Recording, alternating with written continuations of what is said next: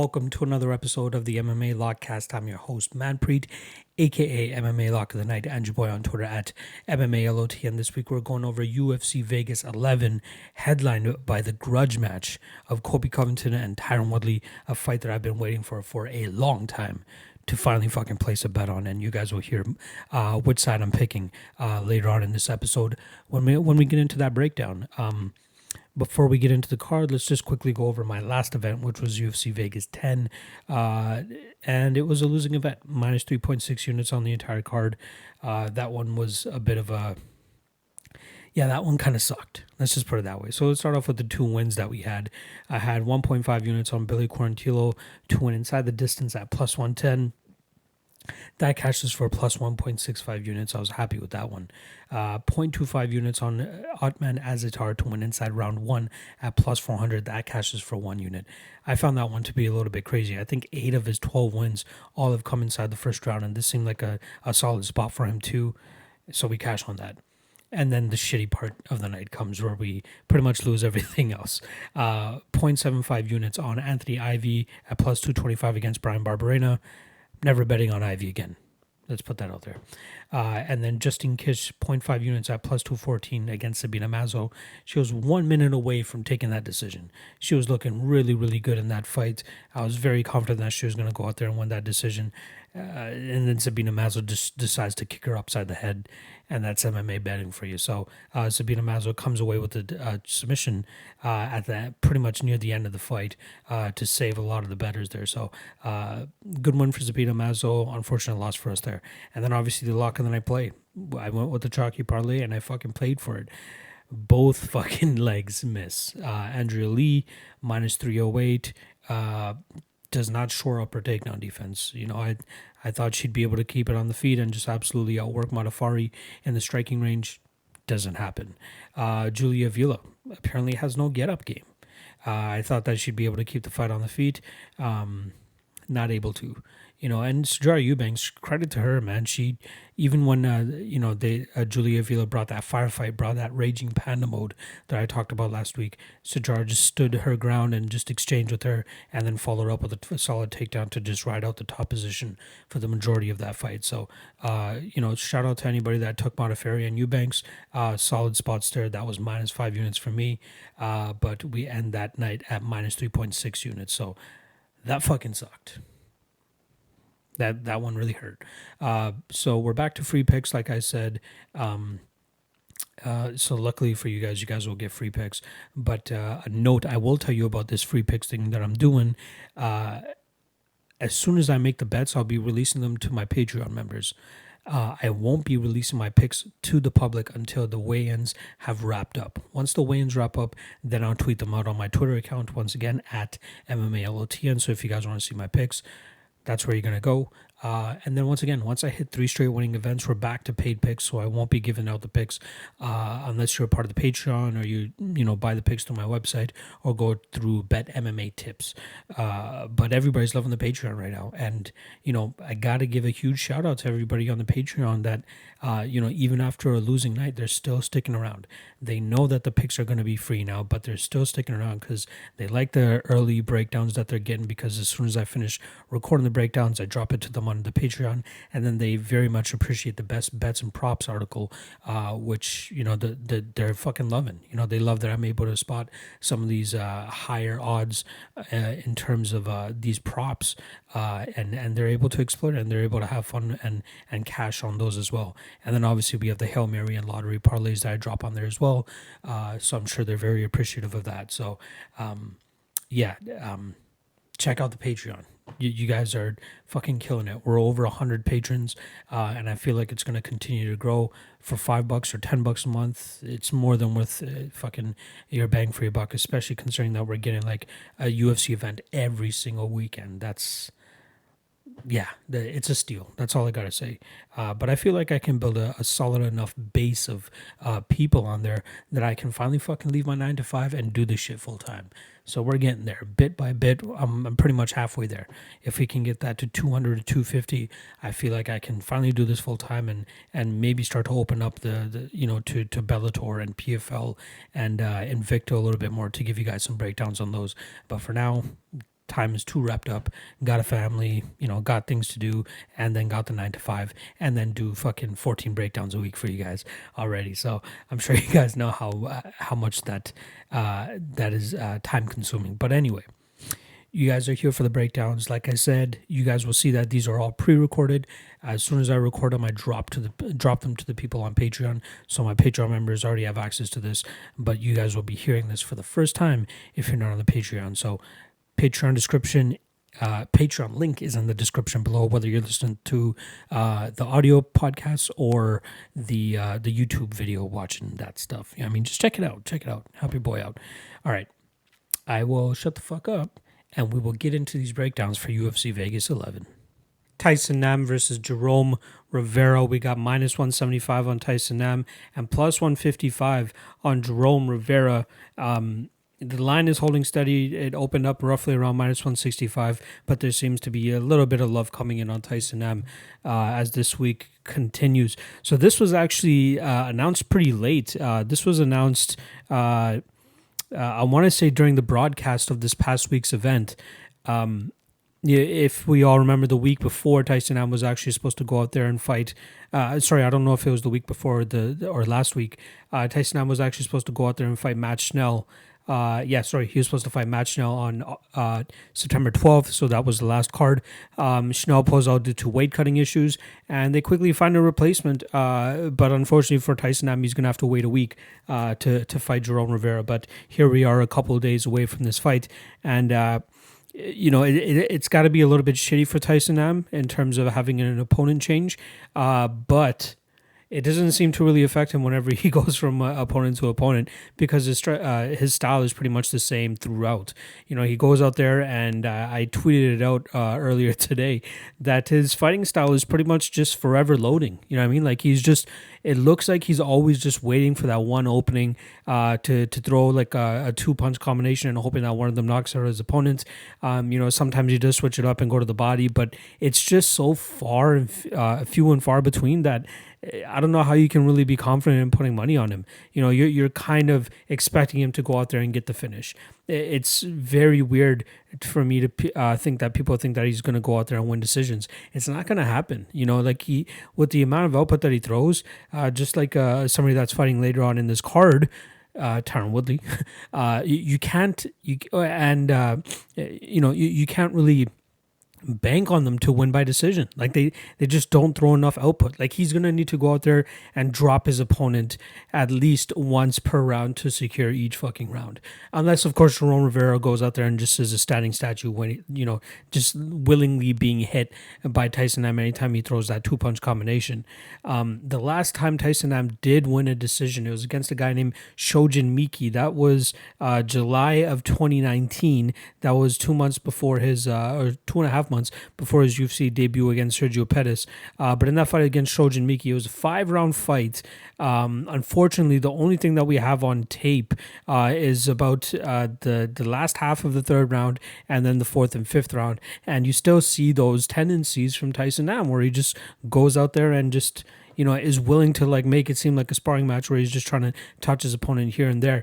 Luckily for him in that fight, Miki was a little bit of a target. Like he was just target practice for him. He wasn't throwing enough of his own. He was easily giving up takedowns. Tyson Nam is not much of a takedown machine, but it just seemed so easy for him in this fight that he just wanted to just, secure each round for sure by taking Miki down and just securing those rounds. When you look into Miki's record, so he was 6-4 going into that fight against Tyson Nam. Now he holds a record of 7-6 or 6-7, I believe. But all of his wins are against guys that are either making their pro debuts or have losing records. Anytime he fights a guy with a legit record or a winning record of any sort, he loses. He's lost to Martin Day twice. He's lost to Kai Kamaka, who just recently made his UFC debut. And then he just lost to Tyson Nam as well. So, even before that, the last time he won a decision, like the last time he went to a draw with Yanni Sherbatov. I'm sure most of you guys remember him from the flyweight champions season of The Ultimate Fighter. Then before that, he won a split decision over Ian De La Cuesta. That's a fight that I was not able to find any tape on, so that one was a little bit harder to get a read on. But yeah, you're kind of hoping on him to go out there and knock out his opponent. If he's not able to knock out his opponent, more than likely he's going to lose a decision. He is quite durable. The last time he's gotten finished was by Marlon Moraes way back in 2013. So I do like his durability here. But Jerome Rivera brings an interesting aspect to this game. Rivera showed a solid chin of his own. He hasn't lost via TKO or KO. The loss that he has to Brandon Royval was a 40-second loss via injury. If you guys remember that, I saw it a little while back. I didn't bother watching it back for preparation for this fight because I just remember him like his arm dangling. I think it was his elbow or his forearm or something like that. It looked really disgusting, so I didn't want to revisit that. But he's never been knocked out. He's never really been rocked crazily or anything like that. He moves very well. He uses his range very well. His kicks are good. But his main thing is, showcasing his brown belt. He wasn't really able to pull it off too much in that Luis Rodriguez fight, which was his last fight on the Contender Series on August 4th. I believe that was the week 1 event of the Contender Series.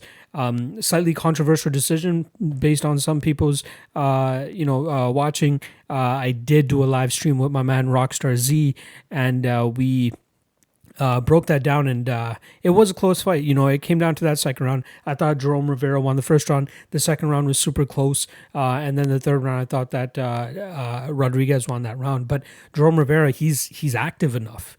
You know what I mean? And if you're giving me plus 155 on a guy that, seems to be active enough, and I think that he'll be, more on the attack or more on the offensive by trying to get Tyson M down, holding him up against the cage, doing some damage up against the cage, hopefully and eventually dragging him down, starting to implement his jiu-jitsu. I'm not sure if he'll be able to pull off the sub, but I know he'll be offensive enough to keep Tyson M working. And as long as he's able to stay on his bike and he stays mobile and he stays away from the power shots of Tyson M, this is his fight to win. I'm surprised at the money that's continuously coming in on Tyson M because people are, banging on him to go out there and get a knockout. Because, rather than playing Tyson M straight, you might as well play him inside the distance. He's not winning a decision here. Let's be honest. If he goes out there and wins a decision, I would be legitimately surprised. But I truly think that this is Jerome Rivera's fight to win, and I think he is going to win it. I think he's a solid dog spot here. You guys know me. I don't like betting on UFC debutantes, but I have to make two exceptions this week. We already know I'm probably going to go out there and place some money on my boy TJ Laramie, just due to his experience and the fact that he's already fought at the Apex. You can say the same thing here with Jerome Rivera. He's fought at the Apex before. He's gotten over those jerseys. He's fought in front of Dana White. There isn't going to be too much difference in terms of who he's fighting in front of when he goes out there and fights Tyson Nam, other than the fact that there's probably just going to be different banners other than the Contender Series banners that he's used to. He's done this walk before. He's definitely done it before. And he's fought decent competition throughout his career as well. Even that Luis Rodriguez fight was a solid learning lesson for him. But I think that he has all the tools in his toolbox to really go out there and put on a performance against Tyson Nam. Again, I'm not sure if he'll get the submission. I'm not sure if he'll get the finish. But I truly believe that he will be active enough to steal this fight away from Tyson Nam. So as long as he doesn't get knocked out, that's always an if, but again, I think it's super low percentage, especially considering the odds that we're getting. If you want to go out there and bet Nam, bet him inside the distance. That's the best price you're going to get on him. Let me see what those odds are for you guys real quick. Tyson Nam to win by inside the distance, at least, since that's the only thing that's out, is plus 125. So bet the plus 125 instead of betting the minus 175 because he's not winning a decision. Otherwise, I like Rivera to win this fight by decision at plus 305. I think that's a solid spot for him there. So, by decision, I think that's a spot, as I do think that he'll be the one that's a little bit more active. But even him straight up, plus 155, and I think the line's only going to get better. So if you wait out a bit, you might get him plus 160, plus 165 or something like that. So I do like Jerome Rivera here. I think he's just going to be more active all around, going for takedowns, doing some damage up against the cage, just seeming like the guy that is more offensive in the fight, and that's going to pay dividends for him here. So I'm going to take Jerome Rivera to win this fight via decision. Darrick Minner versus TJ Laramie. We got minus 290 for the UFC debutant and Contender Series vet TJ Laramie, and plus 245 for Darrick Minner, who also was on the Contender Series. So let's start off with Darrick Minner. He's coming off, he lost to Grant Dawson, which is almost a carbon copy of TJ Laramie. I'd say Dawson has obviously a little bit more UFC experience, but kind of the same game. You know, these guys are takedown-centric fighters, but TJ Laramie, in my opinion, is a little bit more confident and comfortable on the feet. Darrick Minner, we kind of know his game. This guy's a one-round or max 1.5 round submission threat. You know, he likes to search for the choke. He likes to, go for your neck as much as possible. He doesn't mind pulling guard if he needs to. His fight against Herbert Burns on the Contender Series was some shit. You know, both guys were very comfortable in the jiu-jitsu realm, and it was going to be interesting to see who would be the one to come out victorious with the submission. And it was Herbert Burns that didn't mind pulling guard himself and then eventually worked to get a triangle choke on Darrick Minner. But that really shows, the ride or die type of fight style that Darrick Minner brings to the game. After that Contender Series loss, he goes out there and finishes two guys, one within a minute and then another within a minute and a half, both by choke. Pulls off, the Von Prue choke against Charlie Dubray, a guy who, 15-14 at this point, not that high level of an opponent. And then Terrence McKinney, who also was on the Contender Series himself, was really flustered when it came to the jiu-jitsu room. And then when Darrick Minner went up against Grant Dawson, he had a couple of close submissions. Dawson knew the way to get out of those submissions and then was able to pour it on him in the second round and get that rear naked choke finish. Like I said, Darrick Minner, in my opinion, is a one-round fighter. He'll go balls to the wall trying to get that submission. And, it's paid off for him in the past. I think, 21 of his 23 victories are all by submission. Let me just confirm those numbers. Yeah, 21 of 23 wins, all by submission. Ridiculous. 21 of 24 wins, I should say, sorry, all by submission. Insane that type of ratio to go out there and continuously submit guys time and time again. But when he fights guys with a little bit more experience and when he fights guys that have a little bit more of a resistance, he doesn't really come out on the winning end. We got Jordan Griffin that he lost to, Kevin Kroom, who just made his UFC debut and pulled up a huge upset over Roosevelt Roberts, and then obviously Herbert Burns and Grant Dawson. And TJ Laramie is a guy that I would, kind of categorize in that group as well. Laramie, this kid's been training MMA pretty much his entire life, not just a specific discipline, but from the get-go, his pops got him and his brother into the game super, super early. And it's showing. He's not just amazing at one thing. He's great at a lot of things. And that's what makes him such a special talent. He does have 3 losses on his record. That first loss that he had to Vince Murdoch was, a robbery. We do have, I do believe the footage of that is on the tape index. I saw the fight myself too. And that was a pretty bad robbery. And, TJ Laramie definitely deserved to win that fight. I believe Cody Stamen was actually in Vince Murdoch's corner. And, now he corners TJ Laramie and they're really good friends. And even he says, he goes, dude, you definitely won that fight. So it absolutely makes sense. And then for some reason, he was not able to get past Alex Morgan twice. Every fighter seems to have that one fighter that they're just not able to get past. Uriah Faber had Matt Brown.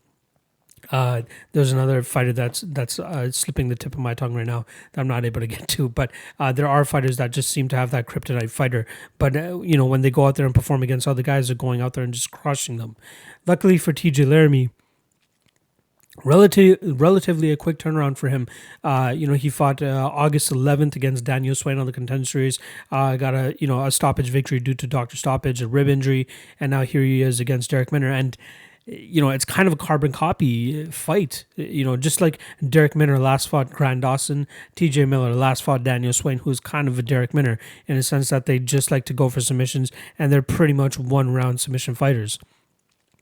If this fight gets out of the first round, Darrick Minner is in a lot of trouble in my opinion. TJ Laramie just lives for those grappling transitions and those wrestling transitions. The kid is always one step ahead of his opponents, and he's getting really good training in there. Down in Vegas, he's been down there for a while now, getting a lot of good rounds in. Especially, again, I say that he stays with Cody Stamen. Those guys, they train their asses off together. That's a solid training partner to have. Somebody that's up there in the rankings in the UFC, has solid UFC experience. And then, being able to help him prepare for guys that are like Darrick Minner that have that one strict path to victory. And if they're not able to pull off that path to victory, they're okay with losing. The guy has 11 losses on his record. TJ Laramie, on the other hand, is on the up and up. He's on a 4-fight winning streak right now. He's going to make it 5 this weekend. And I'm not just saying that because he's my boy, but, and you guys know me, I don't really like betting on UFC debutants, but this is a solid spot for him considering that, again, Darrick Minner, one-round fighter. If he's not able to pull off a choke or something, TJ Laramie just needs to pretty much glue his chin to his chest, not give up any chokes, be very cautious when he's going for any type of takedowns, if that's the route he chooses to go, because I feel like he could go out there and outstrike Darrick Minner if he wants as well. But he brings a mixed game at all times. Whether it's pushing his opponent up against the cage, getting his opponents to the ground, outstriking them on the feet. He has solid leg kicks as well too, something that I like seeing in his game. He's crisp with his boxing too, very crisp with his 1-2. Covers a lot of range. He is one of the shorter guys in the division, standing at 5'6", but he makes up for that with his speed and his explosiveness. He's talked about going down to 135. I truly don't think that's the best option for him. I brought it up to him, and he said that Lance Palmer is a guy that he kind of looks up to in terms of somebody that's his stature and fights at that weight class. And it kind of surprised me, but Lance Palmer is actually a little bit shorter than him, so he's making it successful. He's making it work. And when you have 15 fights at this point, you kind of just are used to being the shorter guy. So he makes up for that. Robin Black even talked about it. When you give up such a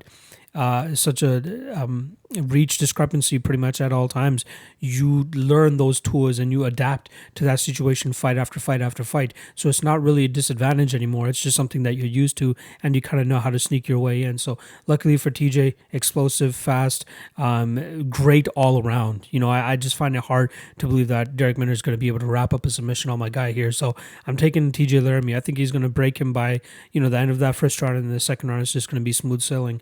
So I expect a TJ Laramie second round, let's say mid-second round TKO. But yeah, I definitely like him getting the finish here, and it's a solid win for him too. One thing that I did discuss was, mentally this is great for him. He's already fought at the Apex against Daniel Swain. Now it's just a month later. Instead of Contender Series on the mat, it's going to say UFC. So I think it's a solid spot for him. Mentally, he's still there. Don't need to worry too much about it. Now it's just about building that journey within the UFC, and I know he's got this in the bag. So I'm going with TJ Laramie to win this fight via second round TKO. Andre Ewell versus Irwin Rivera. We got -210 on Andre Ewell and +175 on Irwin Rivera. Irwin Rivera has been staying pretty busy since he got signed to the UFC, kind of last minute to fill in to fight Giga Chikadze back in May. And since then, he has fought Ali Al-Kaisi, where he was able to just squeak away with the split decision victory in August. And now here he is just over 5 to 6 weeks later against Andre Ewell. And this is probably obviously a step up in competition from Ali Al-Kaisi, but something similar to the Giga Chikadze fight. Obviously, Chikadze and Ewell are kind of different strikers, but they still possess much superior striking skills to Irwin Rivera, in my opinion. That Al-Kaisi fight was very close, in my opinion, for the Rivera fight, just due to, I think Al-Kaisi had some very good moments in there too. Rivera pulled away a little bit in that third round, but that was a very, very close round. We did see Al-Kaisi go for a bunch of takedowns, but he wasn't really successful with them. Rivera being able to keep this fight on the feet, which is pretty much where he feels most comfortable. If you guys go back and watch this fight with Danny Sabatello, which was his last Titan FC fight before he came into the UFC, you saw Sabatello was, American top team product that was very hell-bent on getting this fight to the ground, and he just wasn't successful with it. Rivera did a really good job in terms of keeping this fight on the feet, and then eventually finding that TKO finish in the fourth round. Even the fight before that, fourth round finish via liver kick. it seems that he has trouble finding his mark in that first couple rounds, which is why he's able to really put it on in the later rounds. But in this fight against Ewell, just as we saw in the fight with Chikadze, he's going to have a tough task to deal with that length and that reach advantage that Ewell is going to have here. In terms of specifics that we're dealing with the metrics, we got 5'6", 68-inch reach for Irwin Rivera, whereas we have 5'8", 75-inch reach for Andre Ewell. So we're talking about close to a 7-inch reach advantage here for Andre Ewell. Ewell uses that reach quite well too. He's quick. He's a switch stance fighter.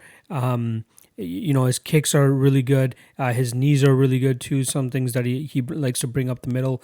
Obviously, with him being the taller opponent here too, that knee could definitely come up the middle and hit the chin of Irwin Rivera, just as it did in the Giga Chikadze fight time and time again. And I'm quite impressed with the chin on Andre Ewell here as well. The Marlon Vera fight, he got finished in the third round there, but that was a fight where, Vera has a much better or much more aggression, wasn't dealing with as much of a reach disadvantage or at least, height disadvantage. Vera is a much more aggressive fighter than Irwin, like I'm saying.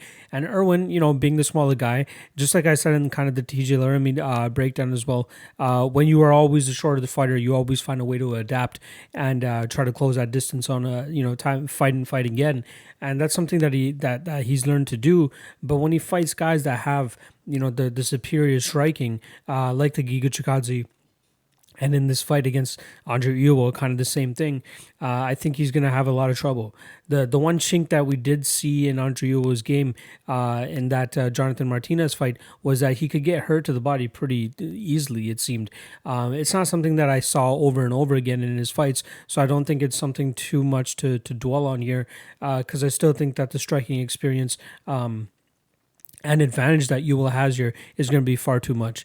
He's not like a knockout puncher type of guy where he just goes out there and just starches dudes. He hasn't even racked up a finish in the UFC since he's made his debut. And even before the UFC, actually, most of his fights have come via finish, but he's just not able to show that here in the UFC. But this might be the fight for him. Irwin Rivera really does duck into his shots when he's throwing his shots. He does have a nice little blitz 1-2 that he likes to throw, but Andre Ewell is just so quick. He's pretty good with his striking defense as well, so I believe he'll be able to get out of the way of most of these shots. And I don't think that people are thinking that the smaller cage could favor wrestlers and power strikers, as once they start throwing punches, Ewell will just back right up into the cage and then just eat a punch. I don't think that's going to happen. I think we'll see Ewell do a good job in terms of pivoting off the center line, not just backing up, moving vertically as well too, so that he doesn't really fall into that cage or anything like that. I like Ewell here. His striking is it's very, very good. It's very fun to watch, and his speed is a killer as well, which I think is going to be the main difference here. I think anytime that Rivera tries to throw a strike, we might just see a Andre Ewell jab come in there and kind of stifle his forward movement. So I like Ewell here. I understand why he's a minus 210 favorite at this point. I think we'll see a little bit of money come back on Rivera here, as I think there's a lot of people out there that are going to start to discredit Andre Ewell at this line, but I think he's more than deserving of it. And I think we'll see a solid striking clinic here from Andre Ewell. Him to win inside the distance, to see what that line is, because if it's appealing enough, I wouldn't mind taking a little bit of a sprinkle. Ewell to win by decision is minus 110. Ewell to win inside the distance is plus 375. So maybe not the line that I'm looking at or looking for. The under 2.5 is plus 225. Not a bad price line there if you guys want to take a little bit of a stab. I do favor the under 2.5 whenever we're talking about guys that are mainly strikers. And Ewell hasn't notched a TKO or a finish in the UFC yet, but pre-UFC his record is pretty much all finishes. Irwin Rivera, he's a finisher as well too. That's even though he hasn't seen a finish or gotten finished in the UFC. Let's talk pre-UFC. The guy has a ton of finishes on his record, or even getting finished himself too. 4 decisions out of 10 wins. And then in terms of losses, he's gotten knocked out twice in decision 3 times. So that's just some statistics for you guys to ingest there. But yeah, I got Andre Ewell. I'll say third round TKO, but just to be on the safe side, I'll say decision. But I will keep my eye on the TKO prop. If it's plus 500 or better, maybe it's worth a little bit of a sprinkle because I do think he will be able to land on Irwin Rivera here, and one of them might be the finishing blow. But I do like Ewell. I think he wins this fight. Again, third round finish or a decision. Journey Newson versus Randy Costa. We got minus 140 on Journey and plus 120 on Randy. It seems like a little bit of money is coming in on Journey, but it's still relatively closely lined. The fight doesn't go to decision, obviously minus 265, and the over-under is set at 1.5, with the other being plus 105. So let's start off with Randy Costa, actually. Randy, 5-1 right now. His only losses to Brandon Davis, which was his UFC debut, after only accumulating 4 victories. And yeah, they were all relatively short, and a minute 22, they were no longer than 3 minutes, all put together. He goes in there and just completely starches his opponents. You know why?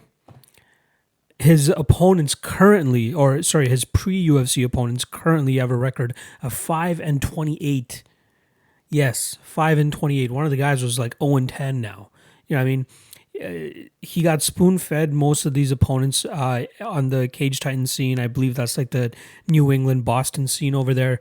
I'm surprised that he got the call up to the UFC so quickly, considering we have such little tape on him. And he goes in there and fights, a legit dude, and Brandon Davis, who at the time was 9-6, 15 fights, had fought Zabit Magomedsharipov before that, had solid experience.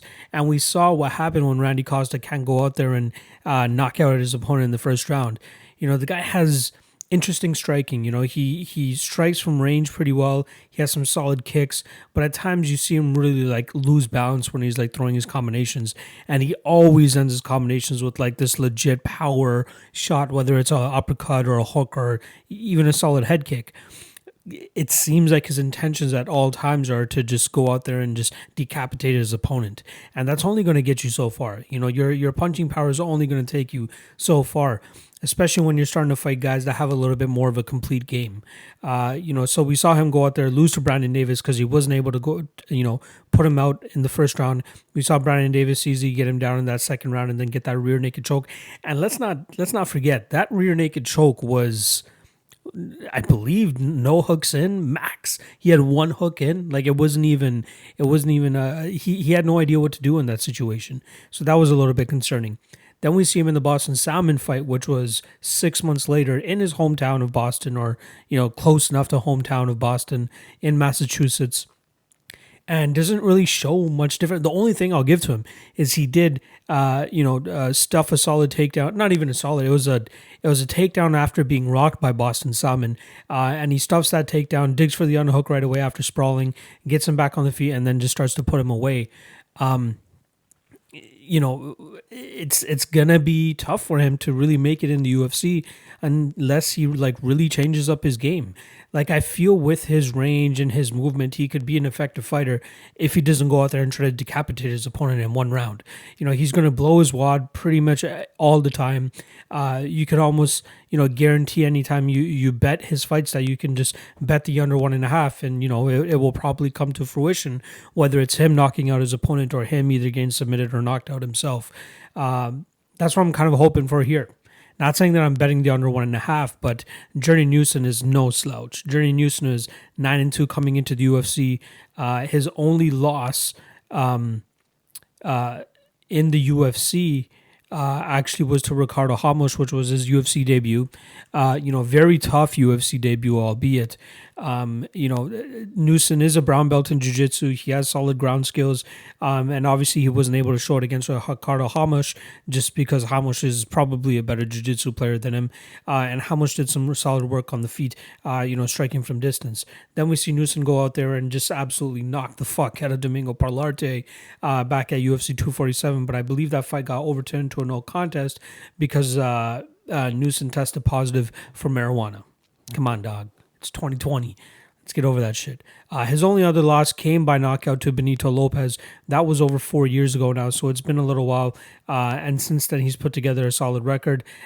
Some sketchy records on his record as well too. So that's something to keep in mind. But going a full 3 rounds against Ricardo Ramos and really holding your own too, and then knocking out Domingo Pilarte, albeit 38 seconds, but it was a solid knockout.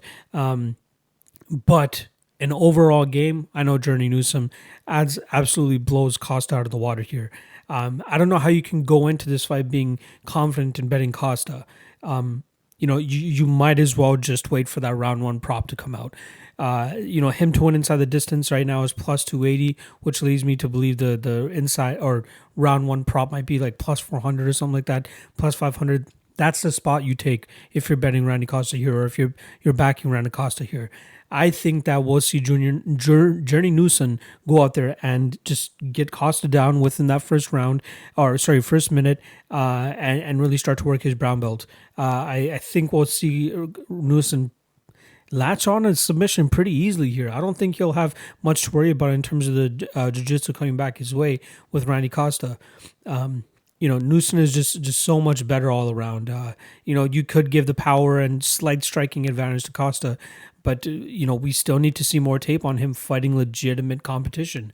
And, I just hope that Newson doesn't really fall too much in love with his striking, after knocking out Domingo Pilarte back in February. If he can go out there and just, implement his game plan, stand a little bit just to get Randy Costa throwing, and then just, counter one of Randy Costa's power shots with a beautiful takedown of his own, and then start working his jiu-jitsu. That's the easiest path to victory for Journey Newson here.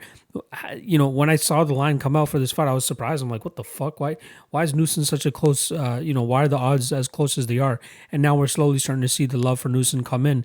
But this fight should not be that closely lined. Like, you're just legit depending on Randy Costa to go out there and get a first round knockout. If he doesn't do that in the first round, it's going to be hard for him to, get that, the takedowns will come a little bit easier for Newson, and then the power might be a little bit off for Randy Costa going into that second round.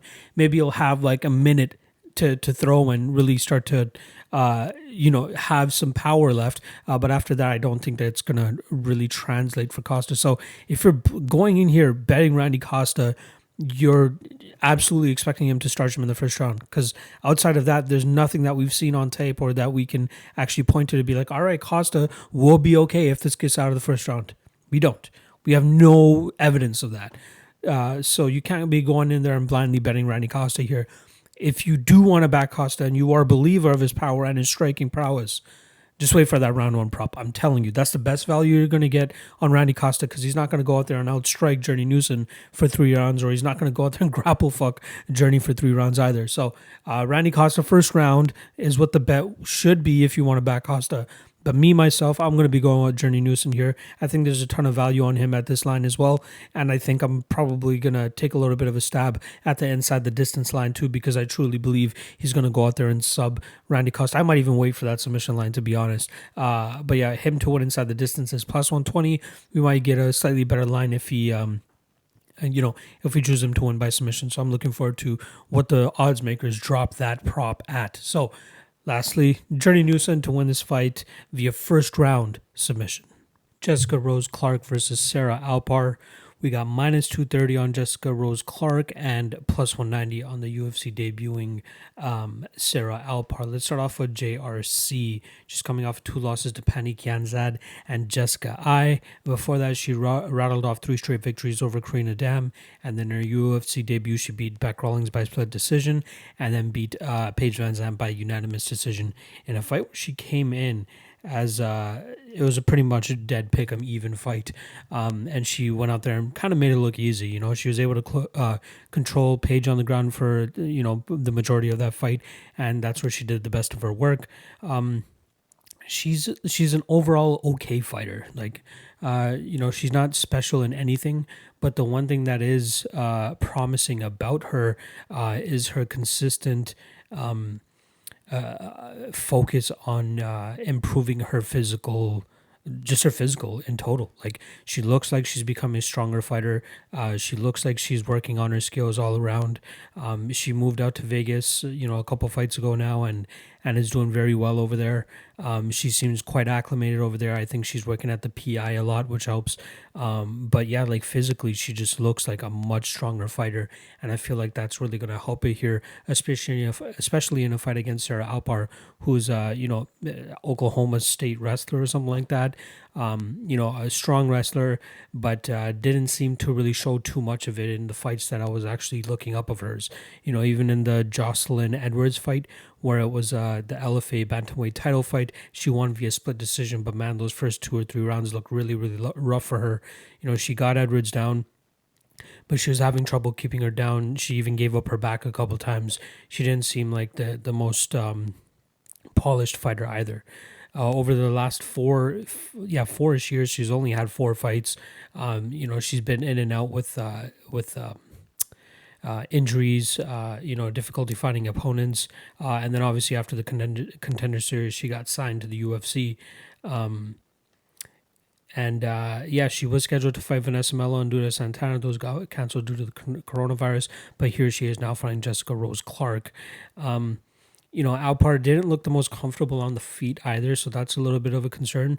And she's kind of just, I don't know. I don't think that she's UFC level. Even though she's coming off of 3 straight wins, I feel like she's going to have difficulty being successful in this game, or at least in the UFC. You're talking about a 135er at 5'4", a little bit on the chunkier side, seemed a little bit, again, uncomfortable on the feet. It just doesn't look like she has too much there to offer. The Shanna Young fight that she won on the Contender Series, it's all a win for her, but it didn't seem like Shanna Young was UFC caliber either.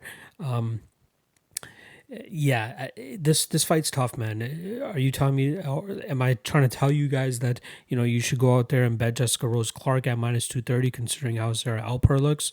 Nah, I'd say just sit back. Don't even bother wagering your money on this fight. Like, there could absolutely be a case where Sarah Alpar goes out there and wrestle fucks Jessica Rose Clark, but I don't think that she'll be able to hold her down. I feel like Clark will have the advantage on the feet, as I believe this fight will, more than likely play out most often on the feet. Rose Clark did have a little bit of a tough stretch in her last couple of fights. Jessica, just the better striker in that fight, and then Penny Kianzad, obviously the better striker as well. And we saw that, play out in both fights. So luckily for Jessica here, I think she's going to have the striking advantage, the wrestling advantage.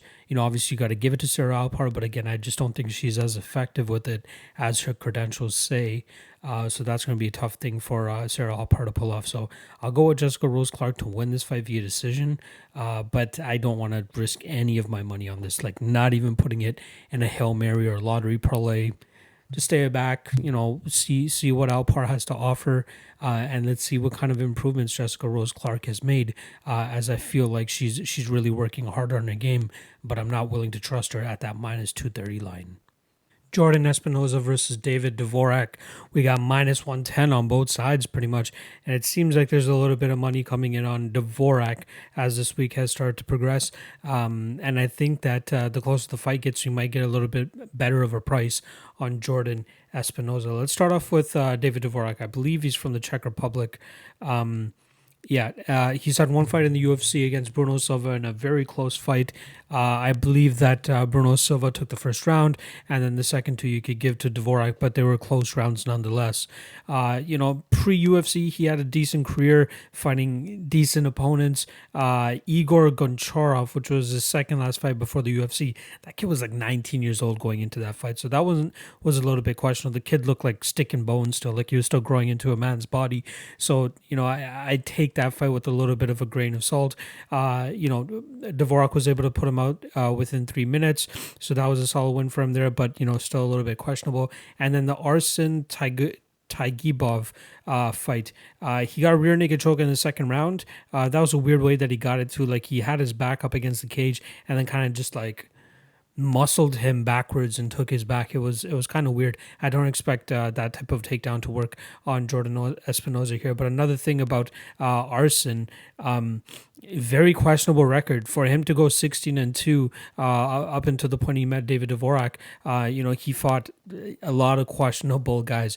Either their Tapology pages just aren't updated or anything like that, but 0-0, 0-0, 2-4, 1-0, 0-1, 4-0, 0-3, 2-1, 0-0, 2-1. Like, he's fighting guys with very, very little experience, so it's easy to see how that guy had achieved such a solid record before going up against Arsen, before he went up against David Dvorak. So that was the most appealing name on his record, just due to the other guy's record. But once you really look through it, it seemed like he was just fighting guys that were just, not really on his level at that time, nor did they have experience that Arsen had at the time. So I'm a little bit questionable about the type of experience that Dvorak was facing pre-UFC. So obviously he was able to go out there and finish all these guys. Didn't see a decision in that amount of time, and then goes in there and fights a really close fight against Bruno Silva. And goes to a decision. You know what I mean? So that's a little bit questionable. In this fight against Jordan Espinosa, it's going to be a little bit more difficult for him, in my opinion. Dvorak, it seemed like he has sharp striking. His hands are nice. His kicks are decent. He seems to have a solid overall game. I think his shining point is definitely his striking. His jiu-jitsu is good. Obviously, he has a couple submission victories under his belt, but again, I kind of question his level of competition at that point. His striking looks good, but I wonder what it's going to look like when he's fighting a guy that's as mobile as Jordan Espinosa. Espinosa moves very well. He's very fast. He has a lightning quick jab. Comes up from the hip like nothing too, which really throws off a lot of opponents, and I think it's going to throw off Dvorak here too. Espinosa had that rough stretch of 2 submission losses back to back to Matt Schnell and Alex Perez. Those looked super easy. But I know that there is a level of difficulty that comes with them. In the Matt Schnell fight, Schnell decided to pull guard with that guillotine and then eventually changed it over to a triangle choke, and he was able to pull that off. And then the Alex Perez arm triangle choke, I don't think a lot of people expected Perez to be able to finish that choke from half guard from the opposite side of the choke. Even Espinosa himself, before he went out, he gave a thumbs up, and before he knew it, he was sleeping. He was just waking up, staring at the lights. So unfortunate finish from there. And then he comes back and looks fucking phenomenal against Mark De La Rosa. Completely lights him up. But that stylistically, that was a perfectly matched fight for him. Mark De La Rosa wants to spam and try to get the takedowns and try to implement his jiu-jitsu. When that wasn't working, he's getting pieced up. Jordan Espinosa did a really good job in terms of keeping this fight on the feet, sprawling, not giving up any takedowns. And then while he's sprawling and defending takedowns, he's dishing out damage as well too. So that was very promising and encouraging to see if you're an Espinosa backer.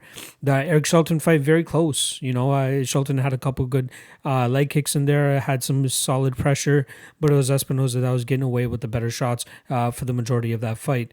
And again, in this fight, the way that Dvorak and Espinosa match up, I find it hard to believe that Dvorak's going to be able to get off his striking consistently enough against a mobile guy like Jordan Espinosa. I feel like Dvorak's going to have to implement his grappling if he wants to see any success in this, but I don't feel like he'll be able to get Espinosa down. Espinosa is one of the stronger guys that he's going to be fighting. Dvorak's been fighting boys pretty much his entire career, not his entire career, but a couple of his fights, at least most recently leading up to the UFC. Jordan Espinosa, you can just see by his physical stature, the guy's a strong dude. We saw in the De La Rosa fight, he has solid takedown defense. The Alex Perez one was weird in terms of how we got just this kind of like body lock taken down. I don't think that we'll see Dvorak be able to be successful with something like that.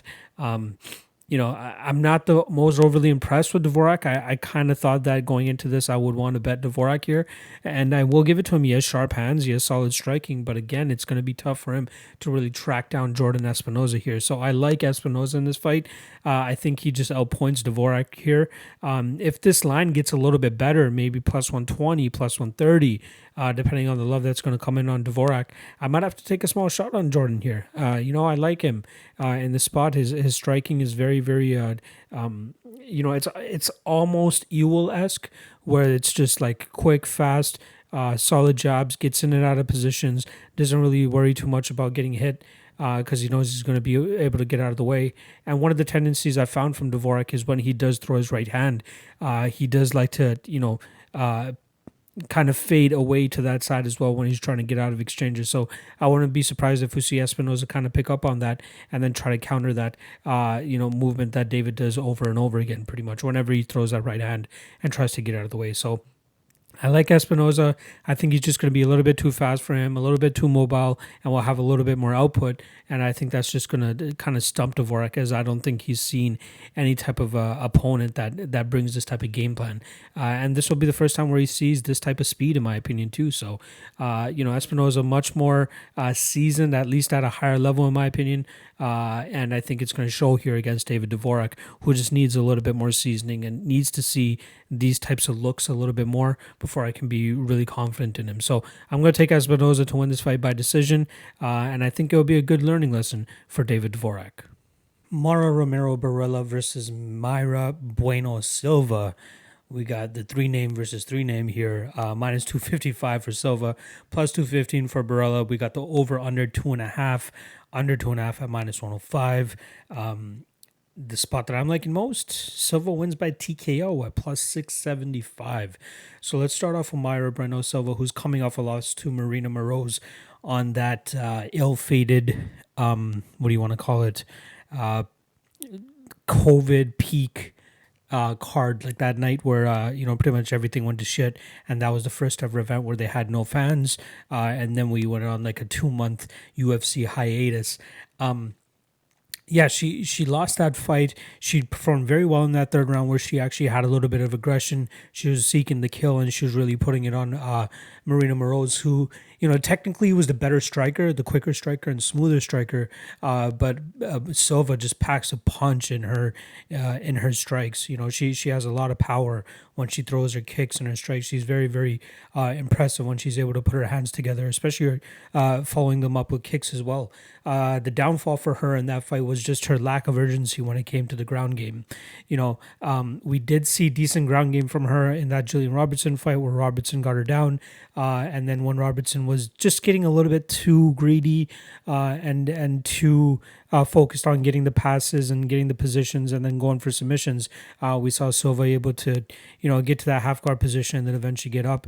But she had no answer for Moroz on the when it got to the ground. And Moroz is mainly a striker, so it was interesting to see the fact that Moroz was able to have success in terms of holding Silva down with not much resistance in terms of getting back to the feet. So that was a little bit of a concern.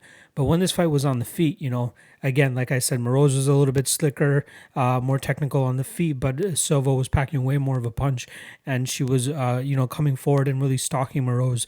And when the fight was in the striking realm, we did see a little bit of an advantage for Silva, and I felt like if it stayed on the feet for the full 15 minutes, we probably would have seen her come out with the victory there. So, unfortunate loss for her. She was a minus 160 favorite in that fight as well.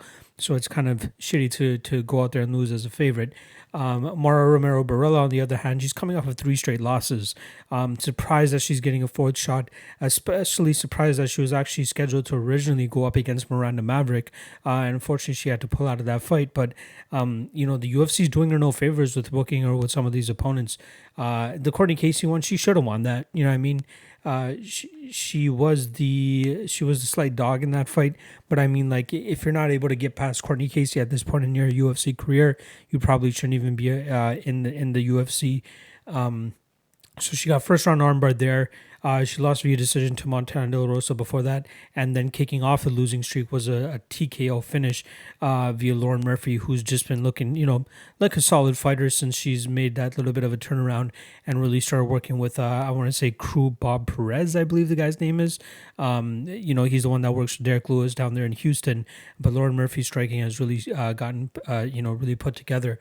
And I find that's the closest comparison we have to in this fight with her going up against Bueno Silva. The most shining moment I'd say for Borella right now has to be a victory over Tyler Santos. 15-0 Tyler Santos coming into the UFC, and a lot of people were heavy on her. They're like, all right, this is the girl. She's going to do well in the UFC. And then we see Borella go out there and just absolutely grapple fuck her. And, Tyler Santos had nothing to really give, and everybody was writing off Santos after that. I remember Santos came back and fought Molly McCann, and all these people are going out there and betting Molly McCann like she's some fucking D1 wrestler now. And then Tyler Santos, she got her shit together. She was able to stay on the feet and really put it on Molly McCann in that fight. But getting back to this fight between Borella and Silva, I think that first of all, I'm not trusting Bueno Silva at minus 255. I'm going to put that out there. If it was closer to like minus 130 or minus 140, I'd probably take a small shot at Bueno Silva here, because I think that Borella will have a little bit harder of a time of getting Bueno Silva down. I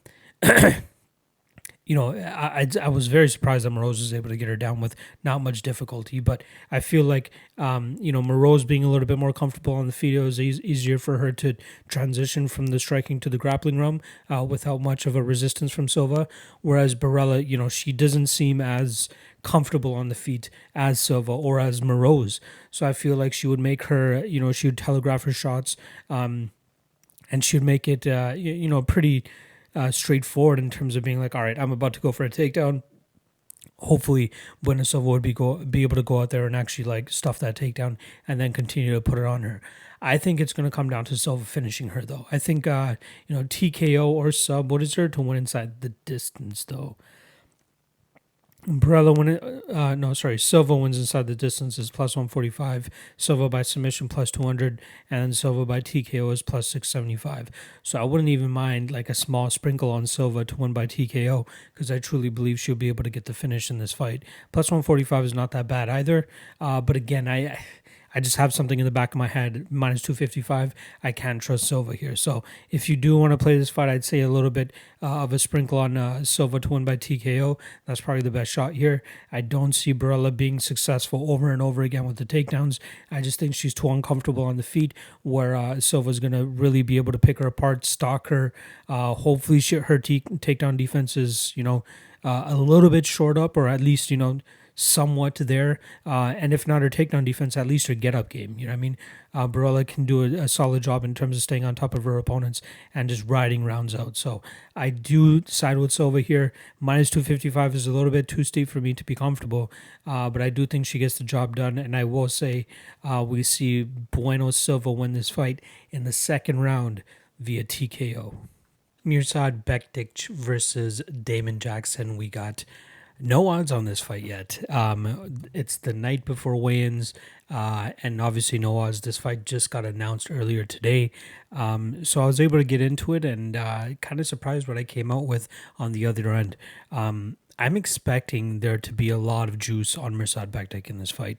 Obviously Damon Jackson stepping in on short notice, but I feel like a lot of people that are betting MMA nowadays are unaware of the fact that Damon Jackson used to be in the UFC. He's seen the bright lights. He's seen the, everything that the UFC has to bring. And unfortunately for him, he went 0-1-1. Sorry, 0-1-1-1.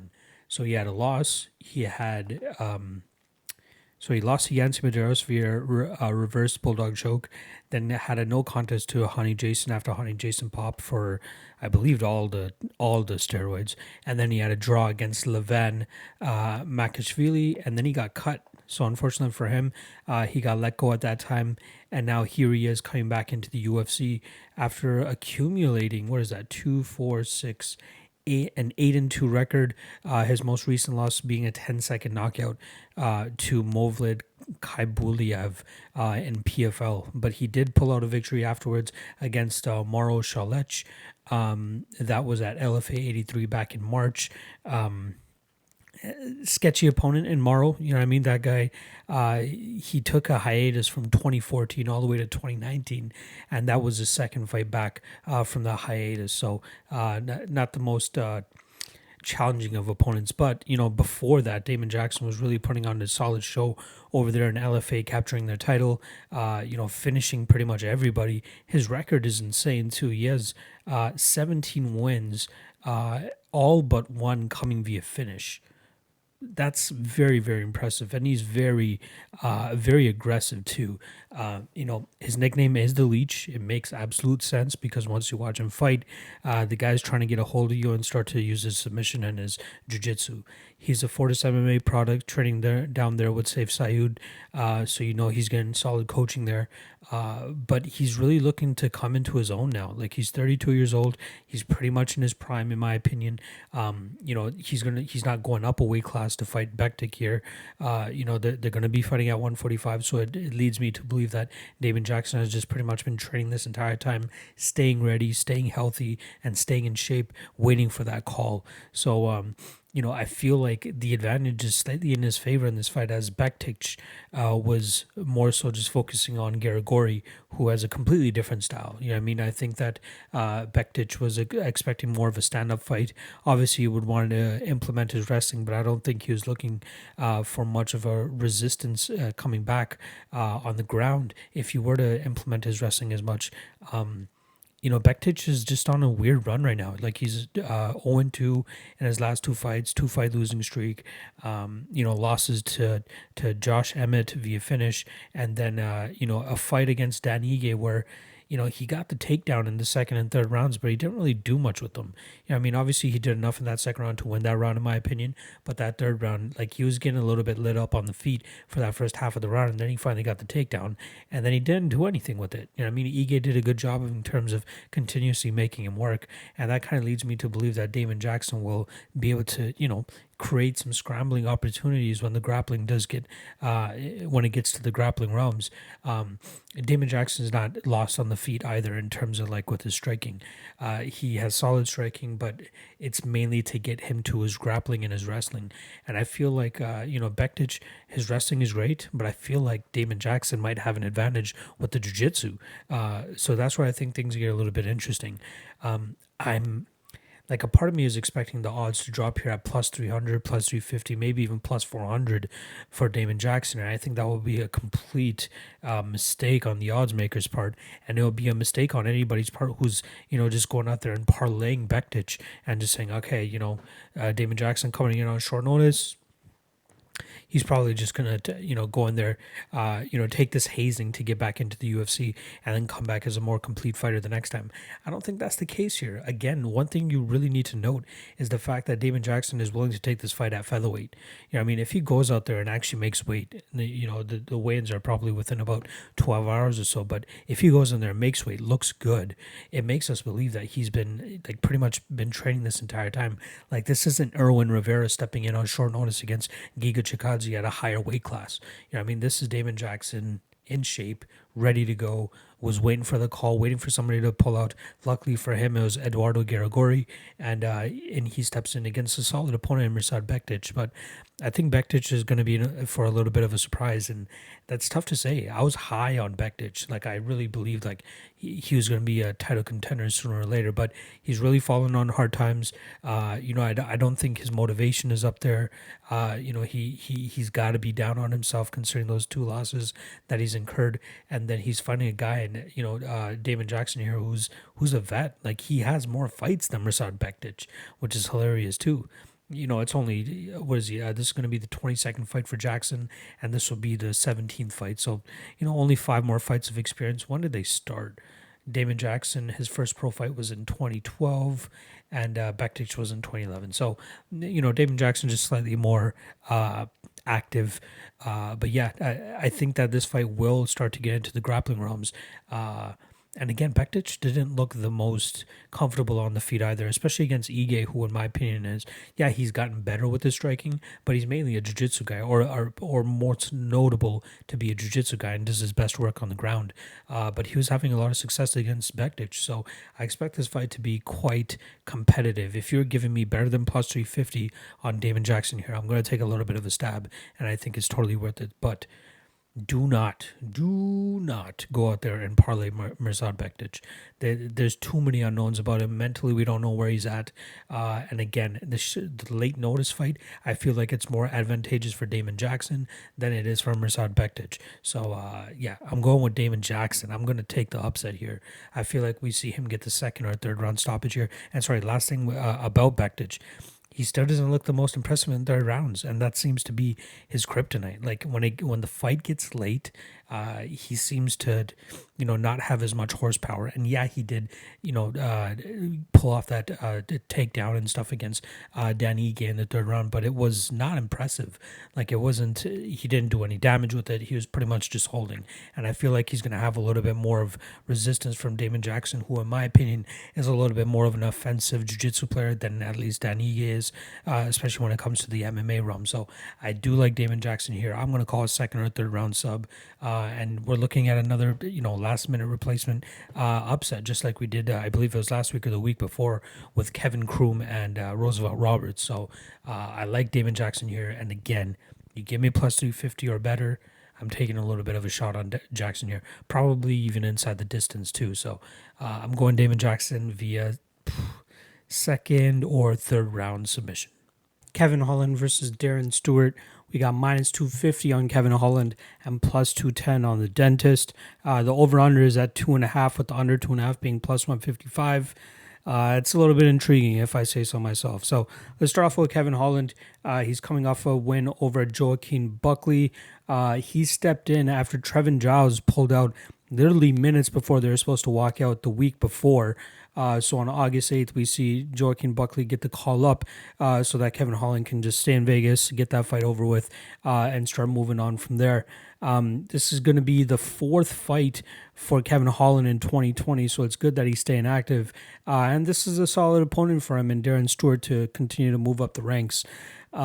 We know Kevin Holland's style, and it's awesome to see his evolution since his UFC debut against Thiago Santos. We did see him on the Contender Series in 2018 where he went to a decision against Will Santiago. That seemed like a fight that he could go out there and get the finish. Unfortunately, he was not able to. But he did make his UFC debut against Thiago Santos. I believe that was a weight class. That was when Thiago Santos was still a. I believe he was a middleweight at the time still, so it wasn't too big of a step up for Kevin Holland, who is a middleweight. He's a thin middleweight too. He's not that heavy of a guy either. He comes back and beats John Phillips via rear naked choke. After that, goes to a split decision with Gerald Mirsad. Unanimous decision over Alessio Di Chirico. Gets tapped by Brendan Allen. And then we see him pull off 2 straight victories and 2 finishes over Anthony Hernandez and Joaquin Buckley. It's great to see him utilize his length, his awkwardness, even the mind games that he plays inside the cage as well. It's a joy to see. It's fun to see, especially now that we have no crowds either. You really hear what he's saying to his opponents, and he's not like talking shit or anything like that, but he's trying to get in the head of his opponent and really like fuck with him. And I feel like he's going to obviously do that here with Darren Stewart too, but I'm not sure if he'll be able to really get into Darren Stewart's head. With that said, I still feel like Kevin Holland does a good job of really like rolling with punches. His height really allows him to really evade punches and really take the pop off a lot of his opponent's shots. The amount of shots that Joaquin Buckley was landing on Kevin Holland, and the way that Holland was able to again roll with them and evade those shots, we didn't really see Kevin Holland in much trouble in that fight. He does just such a good job of just being able to avoid his opponent's strikes, and his striking defense is really top notch, at least in my opinion, especially when he's fighting guys that are a lot shorter than him. So he is 6'3" with an 81-inch reach, and we got 6 foot with a 74-inch reach for Darren Stewart. So Stewart's going to have to deal with that or overcome that reach discrepancy. I find it interesting that Darren Stewart, so he fought August 8th against Maki Pitolo, and now here he is just about, 5 or 6 weeks later against Kevin Holland. It's got to be a little bit taxing, though, to go back and forth from the UK and then back to Vegas, in such a short amount of time, especially with everything that's going on, too. I got to feel like that's not as, advantageous to do compared to Kevin Holland, who I believe is just coming over from Texas. So that's just something to keep in mind here. I do like Kevin Holland here. I think that he's just the overall better fighter. I feel like Darren Stewart just didn't look the greatest in his fight with Maki Pitolo last time around. There's not too much to really take from the Fabinski fight other than, what we already knew. Fabinski just goes out there, grapple fucks dudes. If the guy is not able to pull off a submission, Fabinski will more than likely ride out a decision over 15 minutes. I'm interested to see the approach that Kevin Holland's going to take here. Is he going to go for takedowns? Is he going to try to keep this fight on the feet and try to find the chin of Darren Stewart? You got to believe that his best path to victory is taking Darren Stewart down and implementing his jiu-jitsu. He's a high-level jiu-jitsu player, with Travis Lutter being the guy that's backing him. Even though Darren Stewart got a submission last time around against Maki Pitolo, it's fucking Maki Pitolo. You know what I mean? It's not another high level jiu-jitsu guy that he's fighting. Again, Darren Stewart seemed a little bit underwhelming in that Maki Pitolo fight. We saw Pitolo land on him numerous times. Stewart just didn't look right in there. I'm not sure exactly what it was. So it leads to me to believe that, we're not really getting the best Darren Stewart, and I find it hard to believe that he's going to go in there and give Kevin Holland a run for his money. Stewart does well against guys that are willing to stand in front of him and willing to exchange in these firefights, whereas Kevin Holland, I feel like just his movement, his awkward style, his range, the way he holds his distance, his kicks, and then obviously being able to integrate his takedowns, which is what I think that he'll do here. I just find it hard to see a way that Darren Stewart's going to be able to come out on top. Color me surprised if Kevin Holland decides to go out there and strike for 15 minutes straight without shooting a takedown. I truly believe that the takedown is where he's going to want to go here, and I feel like we could see a submission from Kevin Holland here. Plus 155 for the under 2.5 is not that bad of a slot. I might take a little bit of a shot on it because I feel like either we'll get a Darren Stewart knockout, which I don't think is likely just due to Kevin Holland's durability, and we've seen him eat so many heavy shots in the before. Or we see Kevin Holland, drop or even get the takedown and pull off a submission on Darren Stewart here. So I like the under 2.5. I like that they're giving us 12.5 minutes compared to the 7.5. And I do like Kevin Holland here. He's on a roll. I feel like, especially that laser beam right hand that he landed on Joaquin Buckley to put him out in that third round. That was a thing of beauty. I was very, very impressed with that. And say what you want about Joaquin Buckley, especially taking that fight on short notice. Man, that was beautiful. That was absolutely beautiful. So I am going to take Kevin Holland to win this fight. I think he's going to do it probably second round or third round, but I believe that the submission is the way that he's going to go. So I'll go with third round submission for the Trailblazer, Kevin Holland.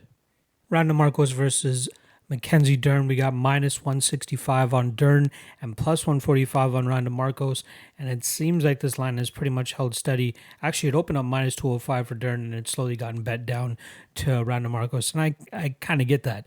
Obviously, the main prop here is Dern to win by submission, which is at plus 145. That absolutely makes sense. So let's start off with Randa Markos, who has this weird pattern in the UFC where she's pretty much just exchanging wins and losses. Since she made her UFC debut against Jessica Penne, she lost, and then she's just legit win-loss, win-loss, win-loss, win-loss, draw to Marina Rodriguez, then beats Angela Hill, loses to Claudia Gadelha, beats Ashley Yoder, and then most recently loses to Amanda Hebos. That was pretty much the fight right before COVID kicked off, so that was a little bit concerning there. That was just such weird circumstances in that fight. But, shout out to Randa Markos for even taking that fight because she was a plus 315 dog going into that fight. This is a fighter, like I knew Randa Markos even before she made it to the UFC, before she made it to the Ultimate Fighter. She's a fighter from Windsor, Ontario, just, a couple hours away from where I'm at here in Toronto, and I worked one of her fights when she fought in Ottawa, and she was highly touted at the time. A lot of people were high on her. She was undefeated back then. It was up until the point she fought Justine Kish for RFA that she took her first L in her pro career.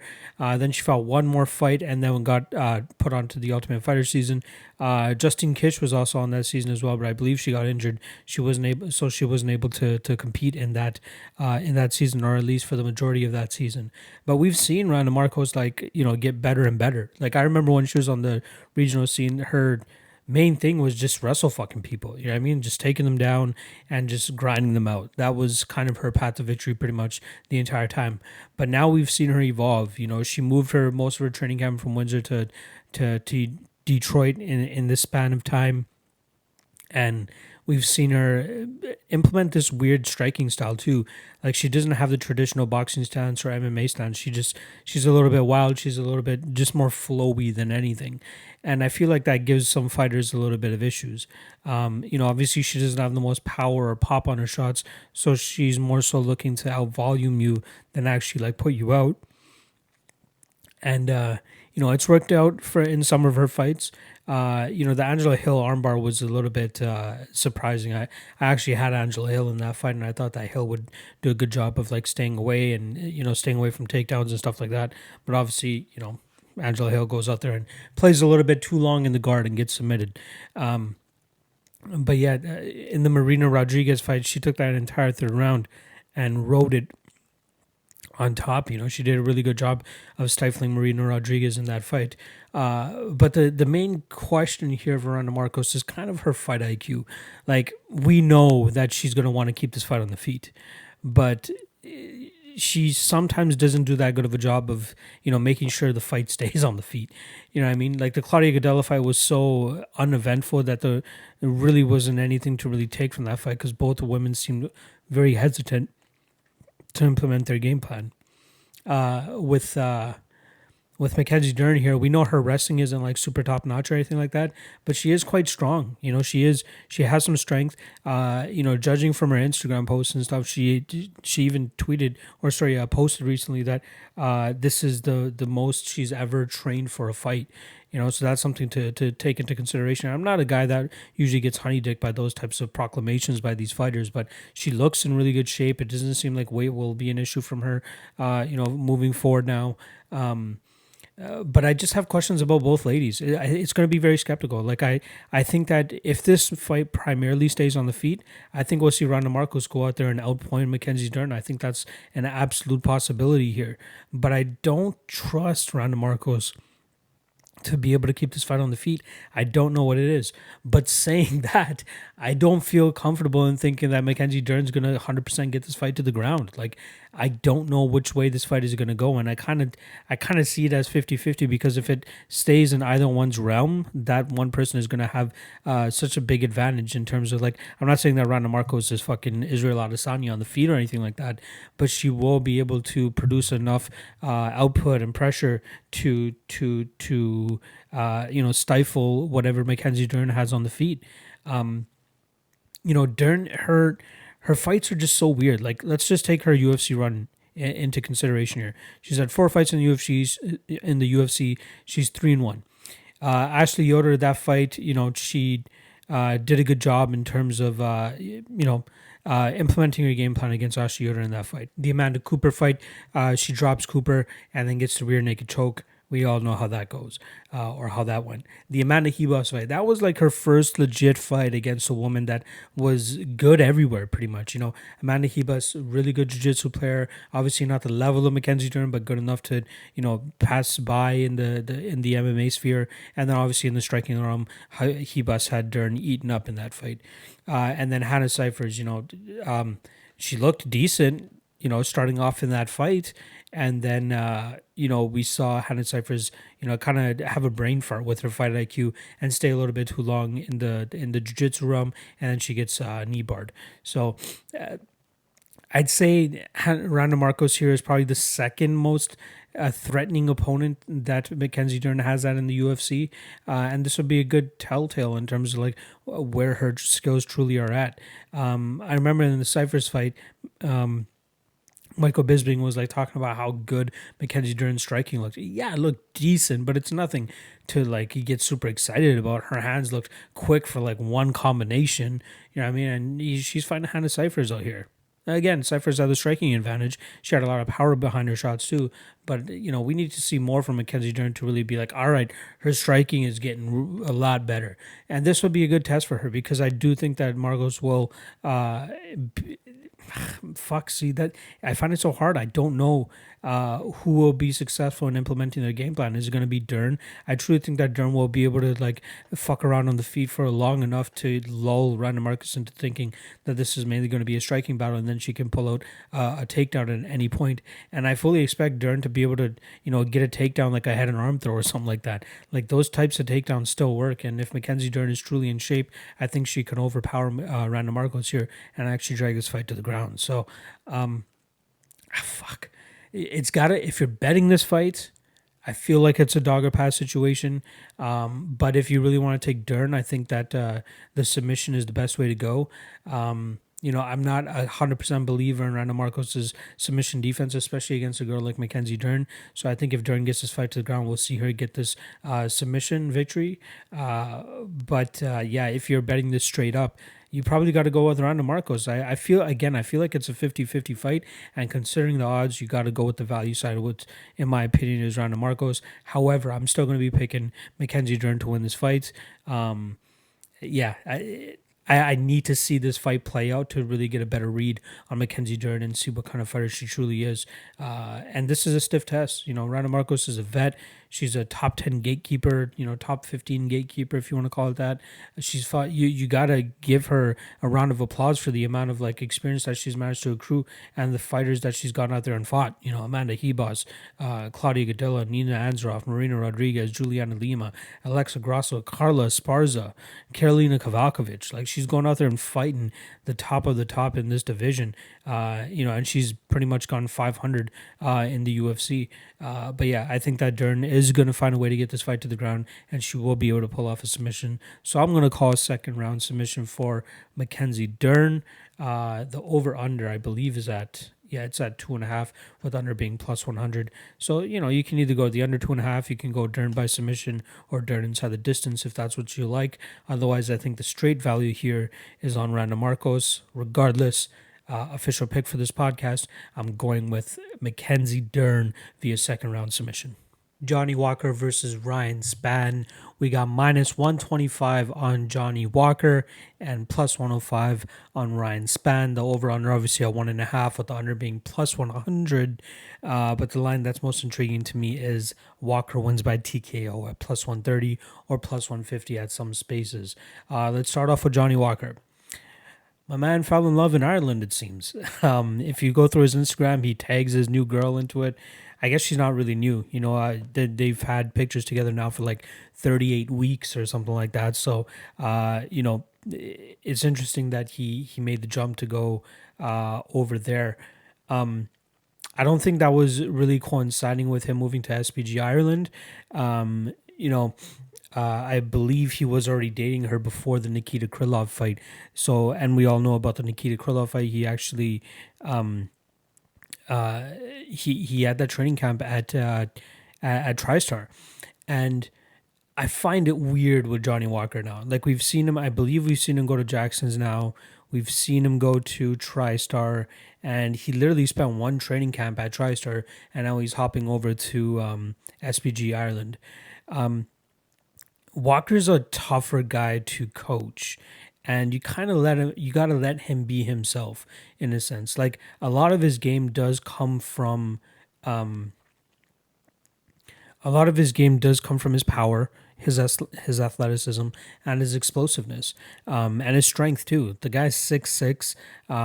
He's absolutely shredded for the division. I think he'll be the stronger one here too against Ryan Spann, and he'll be the quicker one too. So it's tough to go in there and be like, all right, this coach is going to be the one that sets him straight. This is the one that's going to make him more technical or make him smarter or whatever the fuck it is. I don't think that's going to happen with Johnny Walker. I think you just got to give him the nuts and bolts of some of the basics in terms of when he's up against the cage, in terms of digging for underhooks and how to stay off the cage and those small things. But otherwise, the guy's just a loose cannon, and you kind of gotta let him do that so that he's able to go out there and perform and get these knockouts, because it's going to be tough to really see him go out there and get decision victories. This could be a fight where he could get a decision victory, but I think that the knockout is probably more favored here, at least in my mind. One thing I noticed in that Nikita Krylov fight is he didn't seem to respond pretty well to Faraz Zahabi, and I'm not sure if that was just like an issue going into the fight or throughout the training camp, or the reasoning as to why he left TriStar so quickly and didn't bother giving it at least another try. No pun intended there, but for another fight, getting it, letting it settle in a little bit more, seeing if they need at least more than one fight to get comfortable with each other. But he just was not. It didn't look like he was responding at all to Faraz in those corners. I would highly suggest for you guys to go back and watch that Nikita Krylov fight and just look at their exchanges in the corner. Like it just seemed so off. It was weird. So obviously that was an unfortunate fight. But Nikita Krylov is highly talented. Solid, relentless wrestling, and mix that in with solid jiu-jitsu, and that's where I think Krylov has the advantage over Spann, is the jiu-jitsu and the technical aspects of it. That's why I think he was able to keep Johnny Walker down for as long as he has. Ryan Spann, on the other hand, I'm seeing a lot of takes out there with people saying that, all right, all he needs to do is take Johnny Walker down and he's going to be smooth sailing. If you go out and watch those fights of Johnny Walker where he takes some of these guys down, one, he has trouble taking them down. Let's get that first and foremost clear. Two, he has trouble keeping them down. Sam Alvey. And Sam Alvey's always done a good job in his career in terms of like takedown defenses and staying on his feet. But Sam Alvey's a fat light heavyweight. He's a fat middleweight, essentially. Like when he was truly fighting and was actually taking it seriously, the guy was a middleweight, and now he just doesn't give a fuck about like really staying in shape. He kind of just focuses on his power and hopes that that's enough to get him victories in these fights. Obviously, that didn't really come to fruition in that fight against Ryan Spann, but he was close. Sometimes he did hurt Ryan Spann. And if we look back at Ryan Spann's couple fights, so we know the last loss that he incurred was the Carl Roberson fight, the Contender Series. Roberson is also now a middleweight. Let's not forget about that. But Roberson elbowed him to death within 15 seconds. But since then, he's been on a 5, 6, 7, 8 fight winning streak, but questionable competition in my opinion. So Myron Davis, if you guys remember him, he was on The Ultimate Fighter, but that dude's like a fat middleweight. Like he's not really a true light heavyweight. And we saw Ryan Spann easily get Myron down, and Myron was able to find his way back to his feet. So I find that a little bit concerning.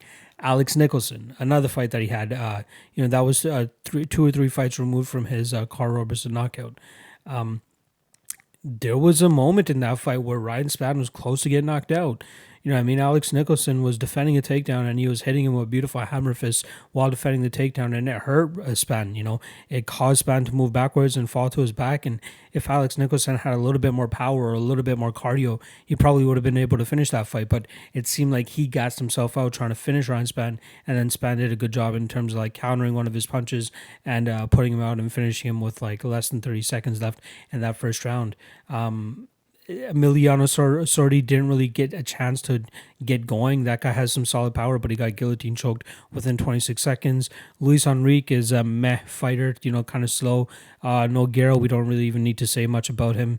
Devin Clark, not really a knockout puncher, wants to go out there and try to wrestle fuck you. And Ryan Spann, did what he did, guillotine choked him. And then the Sam Alvey fight, that one got a little bit sketchy.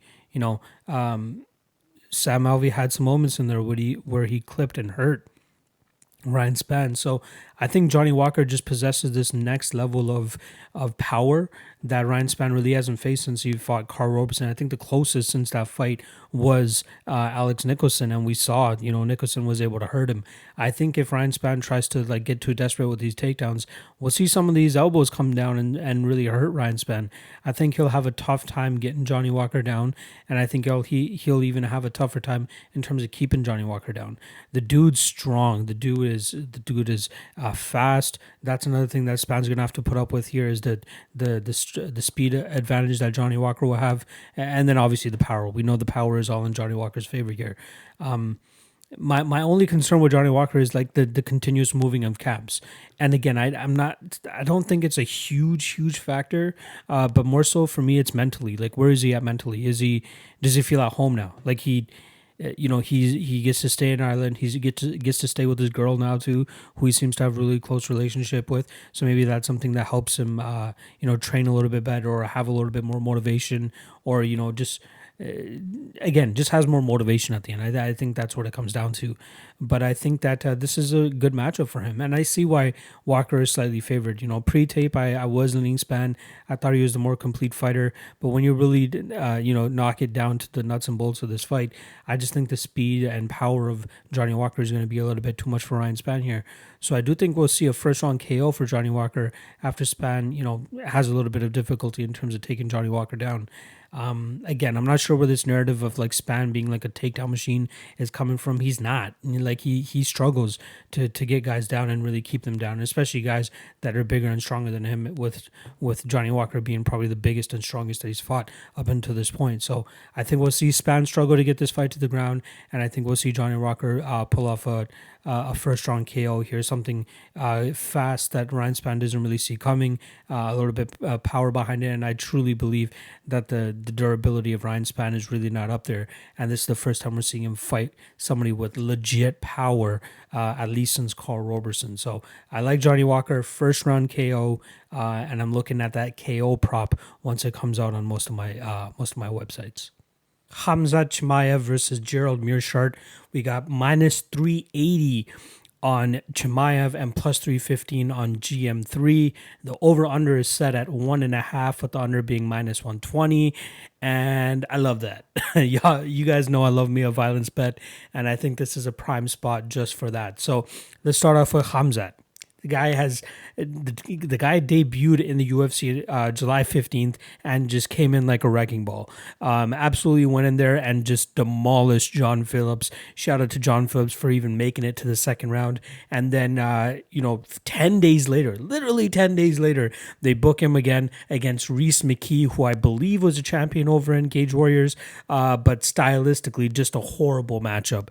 Mainly a striker, likes to keep his distance, and Khamzat was having none of that. He just went in there, fucking bull rushed the dude, got him down, and just, made Reese McKee lose a bunch of brain cells that night. It was very, very unfortunate. But this is finally, in my opinion, a solid test for Khamzat Chimaev. We're talking about Gerald Mirsad, 44 fights, 44 pro MMA fights already. Decent and solid jiu-jitsu background, but sometimes he's just a little bit slow. A little bit plodding, and really, I feel like his strength sometimes is a little bit of his the one of his strong suits, and that will probably come into a play here. We know that Khamzat is mainly a 170er, but he wants to take the 185-pound division by storm as well, and he has the frame for it too. Maybe not as thick as Gerald Mirsad, but I still believe that the time that he does spend with Alexander Gustafsson, Alir Latifi, a lot of the bigger guys over there at that All Stars gym, it's going to pay dividends here for him because he's just used to fighting guys or training against guys that are much bigger than him. So I don't think anything that Gerald Mirsad brings to this fight is going to be too much of a something for Khamzat to worry about. So we know Khamzat's style. The guy likes to go out there, take his opponents down, or just outstrike them if he wants to, and then mix in a takedown or two and then start to pound their face into the canvas. I don't see any takedown defense from Gerald Mirsad. We're talking about a guy who pulled guard against fucking Jack Hermanson and then just paid for it, unfortunately. I highly doubt we're going to see him try to pull guard here against Khamzat unless Khamzat just, decides to go out there and tries to outstrike Gerald Mirsad. He's going to be the quicker guy. He's more explosive, way more athletic too. And even going into taping this fight, I was like, all right, this is going to be his first legitimate test. I'll probably stay away from Khamzat here. Maybe sprinkle GM3 sub or something like that. But after running the tape, man, it's really tough to make a solid case for Gerald Mirsad. You're strictly, if you're betting Gerald Mirsad here, you're strictly thinking that, okay, his jiu-jitsu is good enough to, sweep Khamzat, because he's not going to go out there and take Khamzat down. Let's be real. I believe that Khamzat's takedown defense will be good enough for him to be able to, if this fight does hit the ground, he'll be the one that's on top. My only little bit of concern, it's a very slight concern, is if Jerome Mirsad pulls off a sweep of some sort.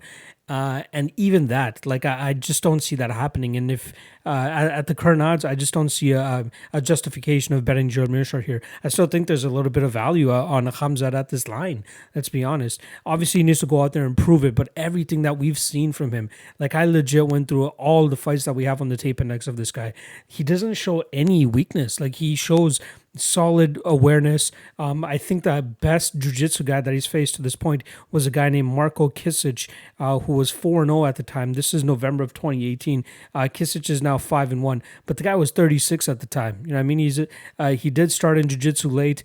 Even Khamzat was a little bit cautious about, messing with him in the jiu-jitsu room right off the bat, but then eventually he took him down and started pounding his face in.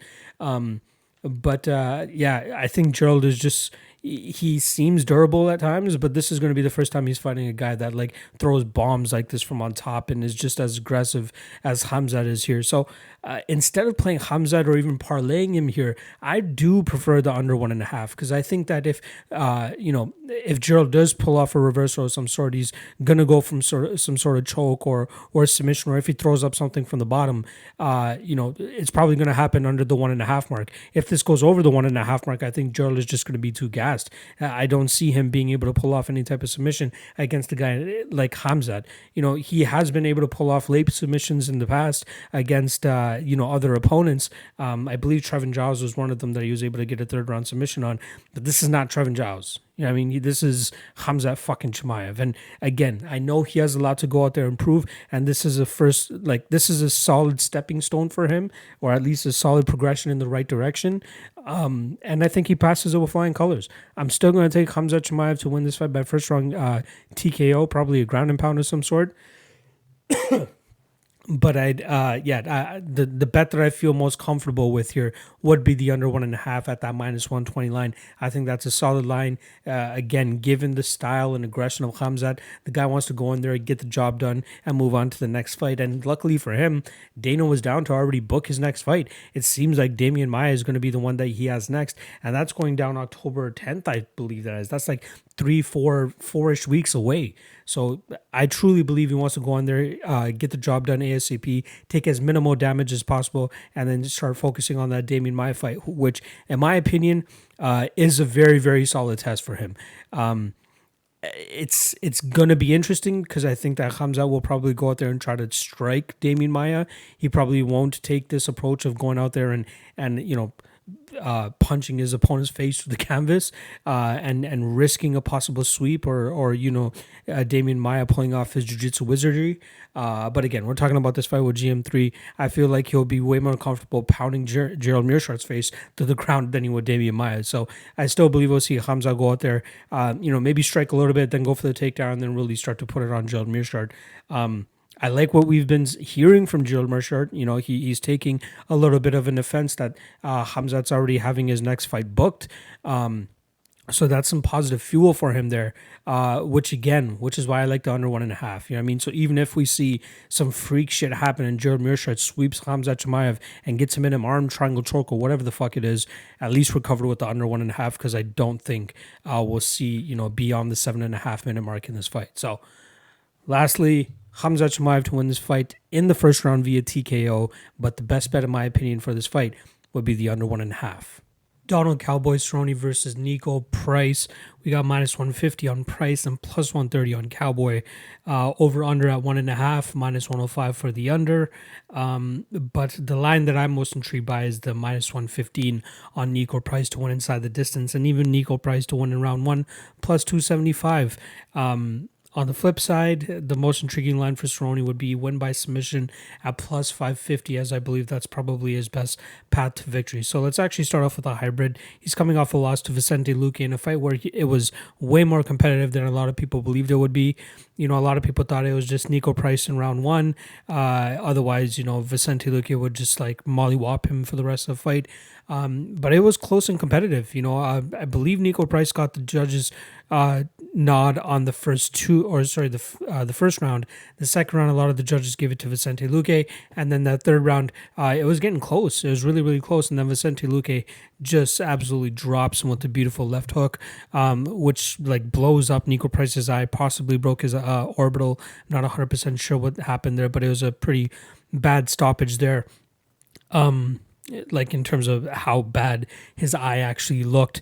But yeah, solid win for Vicente Luque there, but it showed a lot from Nico Price. It actually did not make his stock go down at all. I thought it made his stock go up, if anything.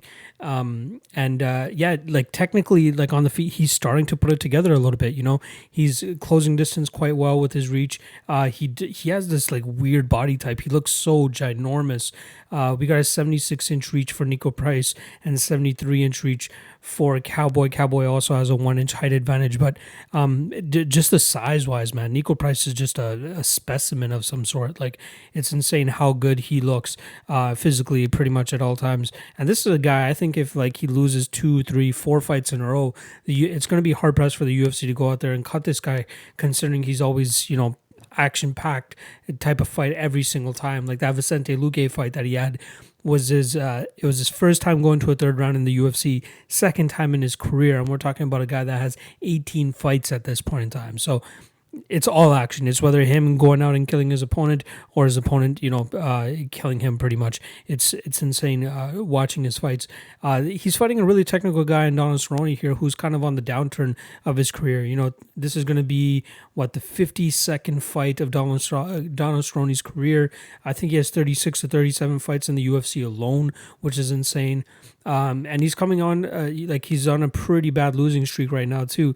4 fights in a row: Tony Ferguson, Justin Gaethje, Conor McGregor, and a very close fight to Anthony Pettis. Not names to really, bat your eye at or be like, okay, this guy sucks now. Maybe Anthony Pettis a little bit, but that was a tough fight, especially that third round where he got, clearly poked in his eye. Referee did not stop the fight, just kept it going. And he, I think it was very detrimental to Cowboy in that round. This fight's tough, man. Nico Price covers a lot of distance when he's trying to blitz his opponents and really, hit his opponents, and Cowboy is quite hittable at this point in time. Coming off of 3 out of 4 stoppages in his last 4 fights, the Tony Ferguson one, okay, that was a Dr. Eye stoppage, but, Nico Price is probably the hardest hitter out of all those guys. Conor probably second, but Nico Price is just a ridiculous power puncher. I definitely could see him going out there and putting it on Donald Cerrone and taking him out in that first round. I find it tough to,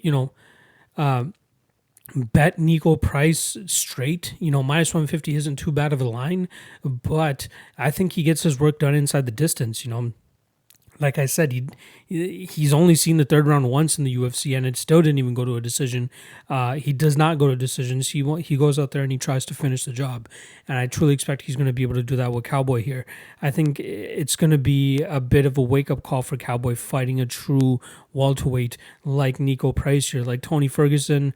Let's just go back and see some of the 170ers that he's fought. Darren Till, obviously the biggest. Robbie Lawler, Jorge Masvidal used to be a lightweight himself. Matt Brown was a welterweight. Rick Story was a smaller welterweight in my opinion. Patrick Cote, legit welterweight. Alex Oliveira, legit welterweight. But yeah, as of recently, he did go back to lightweight. I believe his fight with Anthony Pettis was at 170. Yeah, that was a 170 fight. And then obviously he fought Conor as well at 170. Fought Gaethje at 155. But Nico Price is one of the bigger dudes that he's definitely going to have fought here. The guy has power in pretty much every limb in his body. And I find it hard to believe that Donald Cowboy Cerrone is going to be able to sustain or withstand any of that damage coming his way. Now, if it gets outside of the first round, then things get a little bit interesting, because then I can see Donald Cowboy going out there and actually completing some takedowns, which I believe should be, the main focus of his game plan in this fight. He should be able to do the best work on the ground. He still is a high level jiu-jitsu player. I feel like, his skill for skill, he probably like washes out Nico Price, but it truly comes down to the power and the durability left in Cowboy Cerrone. And I think just Price is just too much. You know what I mean? It's going to be far too much. There's so much power in Nico Price. It's ridiculous. Like the knockout that he got of Randy Brown off of his back, the up kick that he got of James Vick. Like, he has ridiculous power, and he's always able to generate from all these weird situations. So I don't think it's going to be something that Cowboy is used to. He has 50 however many fights, but there's nobody like Nico Price. The guy's just built differently, and he just strikes differently too, and he just carries power differently compared to most of the opponents that Cowboy has faced in his career. I'm going to take Price to win this, and I truly think he gets it done in the first round. We know that Cowboy does not, bode well against guys that really push him in that first round. That's where most guys get their finishes of Cowboy. Conor McGregor, Justin Gaethje to be, most recently. But yeah, Nico Price, he's a problem in that first round. And I truly think, if you don't actually pre-bet this, like bet it before the match, the thing to watch here is if it gets out of that first round. If it gets out of the first round, more than likely you get probably a really good plus money play on Cowboy Cerrone, and I think there would be some value there, but I don't think we see that. I don't think we see this reach the second round at all. The under 1.5 is an intriguing line as well at -105, because even if Nico Price somehow slips on a banana peel or something and Cowboy ends up on top of him, he could definitely go out there and find a submission himself. So I'm going with Nico Price, though. I think he gets it done by it'll probably be a KO. I'm thinking whether it's just like a blitz move that he always does in terms of just closing that distance and hammering on his opponents. And him and his coaches, it's got to be clear as day that the best way to beat Cowboy Cerrone is to go out there and do it in the first round, put it on him as soon as the bell goes on, and we'll see Nico Price go out there and get a finish, in my opinion. So I'm going first round KO for Nico Price. Time for the main event. We got Colby Covington versus Tyron Woodley. We got -335 on Colby Covington and +275 on T Wood. It seems like the money is slowly starting to come back on Tyron Woodley. If we look at Pinnacle as well, he got down to -353, and it seemed like a lot of money came in on Tyron Woodley, because now we see the line all the way up at -320, and I feel like over the next 24 to 36 hours, we're going to see more of that Tyron Woodley money come in, especially after the weigh-ins, after they do the face-off. I feel like we're going to see these, a lot of people will be like, all right, look at Woodley, he's pissed. I'm hoping that there's a little bit of commotion there too, so people can start to buy in on Woodley. But I'm not a believer. The guy always talks about, going out there and finally pulling the trigger and finally letting it go. I still don't think it's going to happen. And worst case scenario, if it does happen, he's going to be gassed. Come the second round, over the 1.5 round mark, he's going to be gassed. I just the pace and pressure that Colby Covington puts on these guys is just next level. And I just want to take a second to laugh at everybody that thinks that Colby Covington will not be able to secure takedowns on Tyron Woodley. What? You guys kidding me? For real? It may not be the first round, but it'll probably be the second round and third round and fourth round and then fifth round. It's that pace and that pressure that he puts on, the continuous activity. It's just nonstop from Colby Covington. Like, the guy's good. The guy's great. Say what you want about his persona and his act and what he's doing to cause a controversy or at least get people to talk about him. I don't give a fuck about any of that stuff when we're talking about betting on MMA. I do not. I don't care. These guys can make all the political statements that they want. I take that completely out of the equation when we're talking about handicapping these fights and whether these guys are worth putting money on to, make money in return. And I love Colby Covington here, man. Like, he's just, I place Kamaru Usman number 1, and then we got Colby Covington number 2, best welterweights currently. Chimaev might have something to say about that in the next year and a half, 2 years, if he's able to go out there and dust Gerald Mirsad and then go down to 170 and dust Damian Maia and then start to move up the ranks. But right now, we got Kamaru Usman number 1, Colby Covington number 2, and they're pretty much carbon copies of each other, with Kamaru Usman, in my opinion, having a little bit more pop on his shots. I know Kobe's coach came out recently saying that, um, if he just changes his stance, he'll have a little bit more pop in his shots. I'm not really believing too much in that, and I'm hoping with Kobe Covington going over to a new training camp. I believe he's gone to MMA Masters, if I'm not mistaken. But I hope they don't try to change what's not broken. You know what I mean? Like that fight with Kamaru Usman was super fucking close, and it probably, if it went to a decision, and that fight didn't get stopped with Kobe Covington, getting dropped in that fifth round, it probably would have gone to Kamaru Usman in the fifth. But there are a lot of people that were giving Kobe Covington up to 4 rounds, so he probably would have come out on the judges' scorecards with the victory. But it's up there, man. Like his pace is ridiculous. His movement, his cardio is just off the charts, and I just don't see how Tyron Woodley's going to be able to combat that. I mean, I feel like if you want to back Tyron Woodley here, it's got to be first round KO. Max, I'll give you a second round KO, maybe the first minute or a minute and a half of that. So Woodley wins inside round 1 plus 1,200. That's the shot. That if you want to bet Woodley, that's the shot. If you want to sprinkle a little bit more on Woodley in round 2, that's the shot. After that, it's all fucking Kobe Covington. I'm telling you guys that right now. I am super fucking confident in Kobe Covington here. This is the matchup I've been waiting for a long time now. Like anybody up against Tyron Woodley that has proper cardio, proper pace, proper pressure, I'm taking them. I took Kamaru Usman. I wish I went a little bit deeper, but he was a slight dog. I took him. Gilbert Burns, slight dog, took him there too. Kobe Covington, heavy a favorite, will more than likely take him here too. It's worth it. I believe that there is value on Kobe Covington all the way up to minus 350. And that's me just personally set my own mark of minus 350 that I'll never bet a fighter straight worse than minus 350. And this guy meets every fucking criteria. Again, I'm not sold on the whole thing that Tyron Woodley is going to go out there and let the guns blaze. And even if he does, his cardio and his gas tank is not built for that. If anything, that's just going to lead to a late Kobe Covington finish. You know what I mean? I'm seeing a lot of people out there saying that, okay, why play Kobe Covington straight? You might as well play him to win by decision. This is the first time that Kobe Covington is fighting somebody with as bad of a gas tank as Tyron Woodley for a full 25 minutes.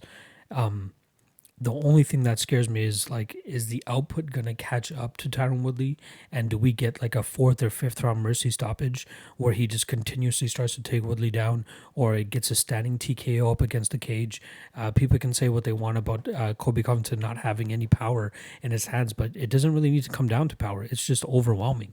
I mean, if Woodley's not intelligently defending himself in the 4th and 5th round when he's gasping for air, I could see the referee stopping it. I could absolutely see the referee stopping it. So if you're giving me plus 1,800 and plus 2,300 on Kobe to win in round 4, round 5, I'm definitely taking a small shot on that too. I'd love Kobe in the spot. I'm just waiting for the odds. I feel like, again, I have no issue taking the shot at minus 350, but I feel like we're going to get a little bit of money coming in on Woodley after the weigh-in, so I'll just sit back and wait and see what happens there. But I love this spot. I've been waiting for this fucking spot, and people, I will gladly eat all my words if Woodley goes out there and knocks him out in the first round, because that is his only path to victory. Every other round, Kobe Covington absolutely murks him. Absolutely. Maybe jiu-jitsu, Woodley gets a little bit of an edge just because of his credentials, but again, I don't see him fucking, taking down Covington and just holding him there. That's not going to happen. Covington is too active. Woodley doesn't do a really good job of holding opponents down anyway. So, yeah, I like Covington here. I'll shut the fuck up now, but I like Covington to win this fight. I'm going to take him by 5th round stoppage. I think it's just going to come down to him overwhelming Woodley here. So I will sprinkle a little bit on Covington to win in round 5, plus 2,300, plus 2,500, whatever I can get him at one of my bookies. But yeah, I love this spot here. I've been waiting for this fucking matchup so I can finally put down a solid amount of money on my boy Kobe Covington. Well, you know what? It's a stretch calling him my boy. I don't want to get into the politics of this bullshit, but yeah, I'm a big fan of his fighting style, just as I'm a big fan of Michael Jackson's music. I mean, not agreeing with him as a person as much, but the art that they bring to us for our entertainment, I'm totally down for it. So, Colby Covington wins this fight round 5, overwhelming TKO, whether it's ground and pound or just a TKO up against the cage. But love me some Covington here. All right. That's it for the breakdowns. I appreciate you guys watching the video. A little bit of a late drop this week once again. But shout out to Mrs. Locke. I'm going to be taking pretty much this whole weekend to try to get ahead of schedule. I'm going to start pumping out my breakdowns for UFC 253 starting Saturday. So hopefully I can get the podcast out by Monday or Tuesday, and then start working on the following event. So we're just going to start pumping out these breakdowns even earlier. Shout out to everybody on the Patreon. We're still over the 3-figure mark. 100 people, 100 plus people are on that. The support that you guys bring is just overwhelming. I fucking love it. I love it. I love it. I love it. You guys are getting me closer and closer to doing this shit full time. So I appreciate that. If you haven't signed up to the Patreon yet, just hit that up. I did have a losing event this past weekend, so that means that my picks are free. I'll be posting them on my Twitter account after the weigh-ins, so you guys can check that out. But if you guys want the picks as soon as I make them, that's going to be released on the Patreon. So the only disadvantage of the free picks given out to the public is that the public gets the picks after the weigh-ins, so the lines may not be the same anymore. That's the only difference. The picks will still be free. The lines may just not be the same. Obviously, Patreon members get those picks as soon as I make the bets, and they also get all of the breakdowns that you guys just watched as soon as I record them. So a couple of these breakdowns were recorded a couple of days ago, as you guys will see. So again, to get early access to that, hit up the Patreon. And then lastly, after the weigh-ins as well, I type up my best bets and props article where I give you guys my best bets and props for every single fight on the card. So I try to spot the best value on each thing, each prop, and we've had some fucking bangers come out of there, and a lot of people are really enjoying that article. Some people are only a part of the Patreon for that fucking article, and I completely understand it. There's not a lot of people out there that do that same type of thing, so I appreciate you guys. I appreciate the support. Again, the tape index is killing it too. Make sure you guys check that out. All of the links, all of the stuff is in the description below, whether you're watching on YouTube or if you're listening to the podcast streams. I have the link for the tape index and the Patreon below, so make sure you guys click that and head on over and help support your boy. I am pretty much halfway to the point of being able to do this shit full time, and I'm hoping, keeping my fingers crossed, that by 2021 your boy's doing this shit full time, so that we can get breakdowns even earlier, and even give you guys more betting and prediction content for MMA. I'm hoping to expand to like Bellator and PFL and Invicta a little bit more, but I just need more time.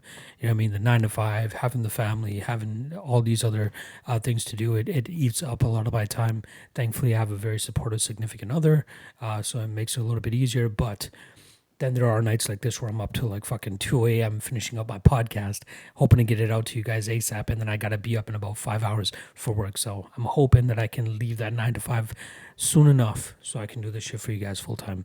All right, I'll shut the fuck up. Check out the Patreon, description below. Good luck this weekend, and I will see you guys for UFC 253. Super excited for that card, headlined by Paulo Costa and Israel Adesanya, as well as a new light heavyweight champion in Jan Blachowicz and Dominic Reyes. All right, I'm gonna shut the fuck up. See you guys next week.